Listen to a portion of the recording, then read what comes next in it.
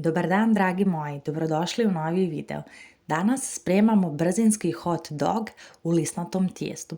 Sve što vam je potrebno za ovaj recept jeste jedno lisnato tijesto. Isječete ga na 8 do 10 manjih pravogonika, zavisi po vašoj želji. Na svaki taj pravogonik namažete malo senfa i stavite jednu viršlu.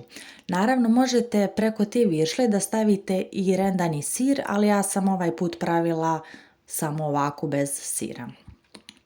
Kao što vidite na videu, probajte da te dijelove s jedne i s druge strane spojite ovako prstom da vam ne bi isticao taj senf. Stavite na pleh papir za pečenje, složite ovo lisnato tijesto, malo zasiječete nožem. Ja uvijek premažem samo sa žumanjcicom da bi dobila ljepšu boju. Bjelanjak uvijek odvojim i na kraju pospete susamom. Ovo sam pekla na 200 stepeni nekih 20 minuta, to vam piše na lisnatom tijestu uputstvo koliko vremena je potrebno da ga pečete. Nadam se da vam se ovaj moj brzinski recept svidio, pogledajte ostala videa na mom kanalu, a mi se čujemo u nekom sljedećem videu. Ćao!